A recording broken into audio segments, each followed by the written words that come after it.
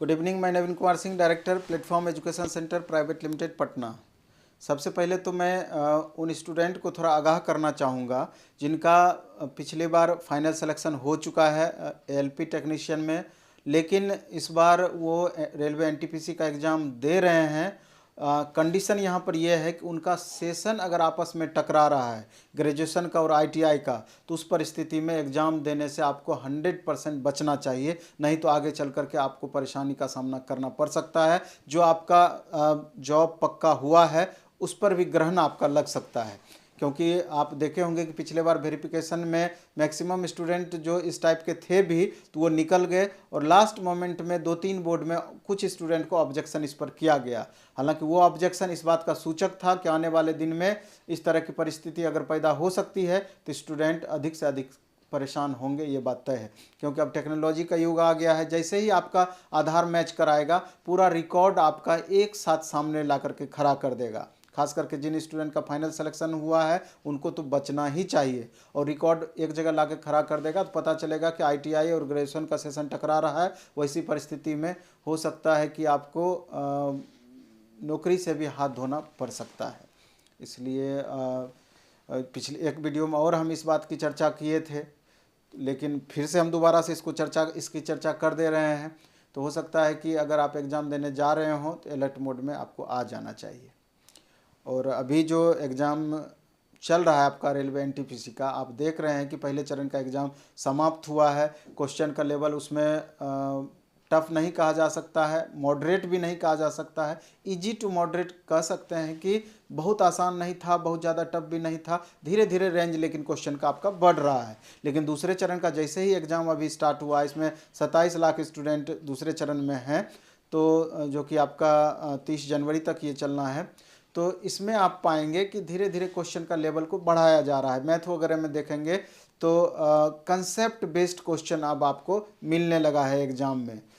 तो इस हिसाब से क्वेश्चन का कंसेप्ट अधिक से अधिक आपका क्लियर होना चाहिए, नहीं तो क्वेश्चन बनाने में आपको परेशानी का भी सामना करना पड़ सकता है। 2-3 पहलू इसका हो सकता है, हालांकि बहुत ज़्यादा इससे घबराना नहीं है। 1.25 करोड़ बच्चे हैं, हर वीडियो में हम इस बात को बोलते हैं कि 30 से 40% ही आपके मेन कंपिटिटर होते हैं। उस हिसाब से आपका देखेंगे तो 36 से 40 लाख स्टूडेंट ही मेन कंपिटिटर हैं, और 60 से 70 लाख 80 लाख वैसे स्टूडेंट हैं जो क्वालिफिकेशन जिनका पूरा हो रहा है, फॉर्म भर दिए हैं लेकिन बहुत ज़्यादा सीरियस नहीं है। लेकिन 35 से 40 लाख अच्छे स्टूडेंट हैं, लेकिन उसमें भी 2 लाख ऐसे स्टूडेंट हैं कि जो कि एकदम नेक टू नेक रहेंगे, जिनका पिछली बार किसी न किसी कारणवश पॉइंट में या 1 नंबर 2 नंबर 4 नंबर 5 मार्क्स से एएलपी छूटा, टेक्नीशियन छूटा, ग्रुप डी छूटा, आरपीएफ एसआई छूटा, इसके अलावा पिछले बार एनटीपीसी छूटा या अन्य इस तरह का दूसरा एग्जाम छूटा है। तो निश्चित रूप से जिनका बहुत कम मार्जिन से छूटा है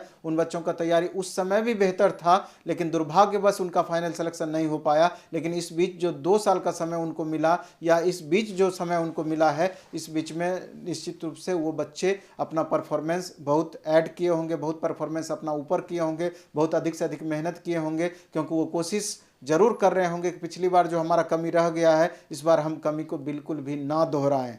तो इसलिए उस हिसाब से भी देखेंगे तो चूँकि 20 गुना रिजल्ट दिया जाना है, 35,000 वैकेंसी है, 7 लाख रिजल्ट दिया जाएगा, तो 40 लाख में से 7 लाख अगर आप बाहर कर लेते हैं तब भी आपको 5 स्टूडेंट या 6 स्टूडेंट पे एक रिजल्ट होना चाहिए। इसलिए यहाँ पर भी हमको बहुत ज़्यादा टफ नज़र नहीं आता है। ये उसके लिए जो स्टूडेंट सीरियसली पढ़ाई कर रहे हैं, जो पढ़ ही नहीं रहे हैं उनके लिए तो टफ होगा ही होगा, या जिनका मेहनत सही ढंग से नहीं हो पाया है या ज़्यादा से ज़्यादा कमी रह गया है उनके लिए तो स्वाभाविक है कि टफ होगा। तो अभी 2-3 तरह के स्टूडेंट हैं। एक तो जिनका एनटीपीसी हो चुका है, रेलवे एनटीपीसी एग्ज़ाम दे चुके हैं। दूसरा क्या कि जिनको ग्रुप डी देना है। तीसरा जो कि स्कोर उनका ठीक ठाक एग्ज़ाम गया है, वो सीबीटी 2 के भी प्रतीक्षा में है कि सीबीटी 2 में हमारा रिजल्ट सीबीटी 1 में ज़रूर होना चाहिए, हम सीबीटी 2 में अपीयर होंगे, शामिल होंगे। तो इन सारे स्टूडेंट से मेरा सजेशन होगा कि जिनका एग्ज़ाम अच्छा गया है उसमें भी 70% स्टूडेंट कॉमन ऐसे होंगे जिनको ग्रुप डी का भी देना है, तो वो ग्रुप डी का भी कट ऑफ प्रभावित करेंगे। तो और ग्रुप डी का आगे एग्ज़ाम देना है, CBT 2 का भी एग्ज़ाम देना है। तो तैयारी इस हिसाब से आपको करना चाहिए कि दोनों के लिए अलग अलग तैयारी करने की ज़रूरत आपको ना पड़े, क्योंकि आप जान रहे हैं कि रेलवे NTPC CBT 2 में 100 के बदले में 120 क्वेश्चन वहाँ पूछा जाना है। और पिछला अगर आप इतिहास देखते हैं तो जो पीछे का एग्ज़ाम हुआ था NTPC का, उसमें आप देखेंगे कि CBT 2 का क्वेश्चन का जो स्तर था CBT 1 से भी हल्का था।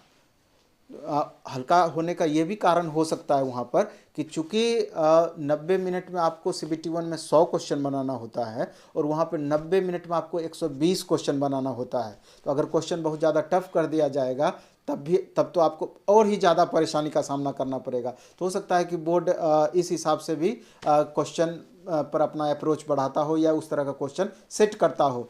लेकिन अगर CBT 2 के क्वेश्चन को अगर आप ध्यान देंगे तो आपको पता चलेगा कि 35 क्वेश्चन मैथ और 35 क्वेश्चन रीजनिंग, यानी कि 70 क्वेश्चन जब इसी दोनों पेपर मिला करके है तो इसके इंपॉर्टेंस को आप समझ पाएंगे। और ग्रुप डी में भी इसका इंपॉर्टेंस लगभग वही रहेगा, 30 और 25 यानी 55 क्वेश्चन वहाँ भी रहना है।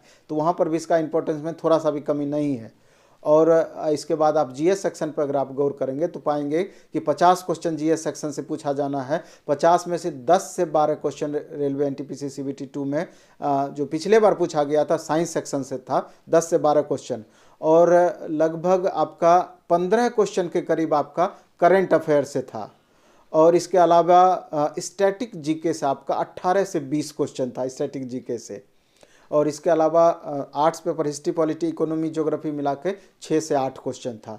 तो अब इसमें भी GS सेक्शन में भी आप गौर कर सकते हैं कि किस अनुसार हमको मेहनत करना चाहिए जो कि स्कोर को हम प्लस कर पाएँ। तो वहाँ पर भी आप पाएंगे कि स्टैटिक GK और करंट का सबसे ज़्यादा महत्व है। यहाँ बनस्पत आपका थोड़ा सा कम आपको लगेगा साइंस में। साइंस का क्वेश्चन भी इस तरह का है कि मैक्सिमम बच्चे चूँकि अभी लगातार सब मेहनत किए हैं तो क्वेश्चन जो भी 10 से 12 क्वेश्चन पूछा गया है तो वहाँ पर अधिक से अधिक क्वेश्चन आप बना लेंगे, प्रॉब्लम नहीं होगा।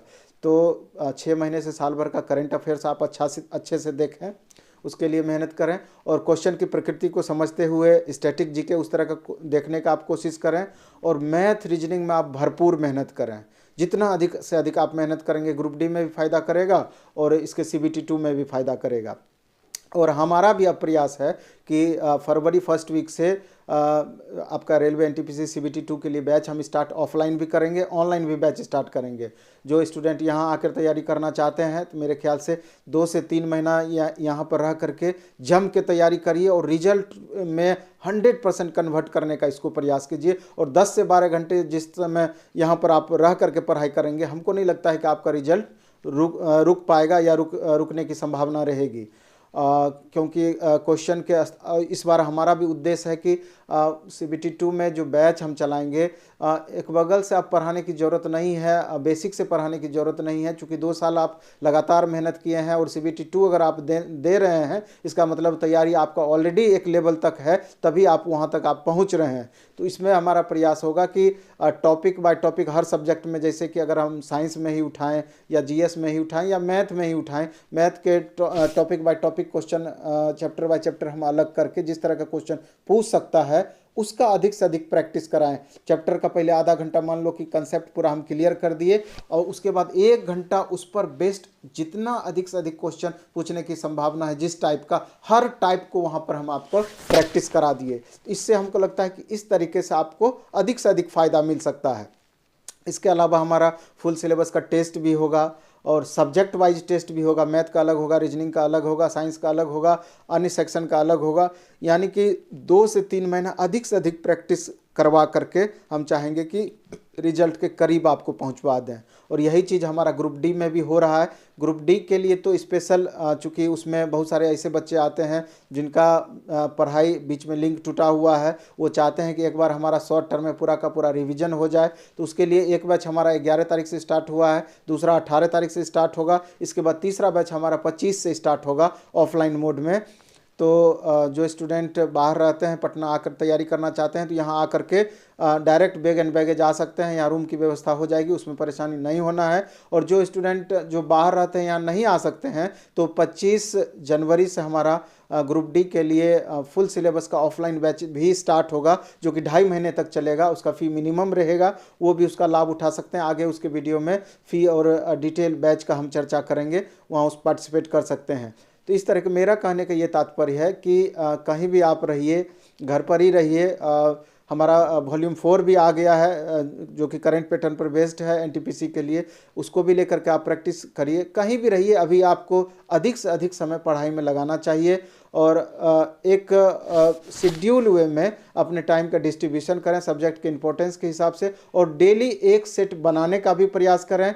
और एक सेट से ज़्यादा, एक चाहें तो एक सेट सुबह हम बना लें, एक सेट शाम बना लें, उस तरह भी आप कर सकते हैं। या एक सेट आप फुल सिलेबस का बनाएं और दूसरा आप प्रीवियस ईयर का मैथ बना लें, प्रीवियस ईयर का रीजनिंग बना लें। ग्रुप डी अगर देना है तो ग्रुप डी का प्रीवियस मैथ बनाएं, ग्रुप डी का प्रीवियस रीजनिंग बनाएं, ग्रुप डी का प्रीवियस साइंस बनाएं। इस तरीके से एक टाइम में आप प्रीवियस सेट बनाएं और एक टाइम में फुल सिलेबस का टेस्ट सेट बनाएं। और जब सेट बनाएं तो उसके क्वेश्चन का डिटेल डिस्कशन जरूर करें कि जो क्वेश्चन हमसे गलत हुआ है, अगले सेट में अगर उस तरह का क्वेश्चन मिलता है तो वो हमारे स्कोर को प्लस करे। अगर अभी हमारा कंसेप्ट क्लियर है तो वो प्लस करेगा। अगर उसका आप डिस्कशन नहीं करते हैं तो बहुत ज़्यादा उसका फ़ायदा आपको नहीं मिलना है। तो उम्मीद करते हैं कि इन छोटी छोटी बातों को ध्यान में रख करके आप अधिक से अधिक आप लाभ उठा सकते हैं, और उठाना भी चाहिए।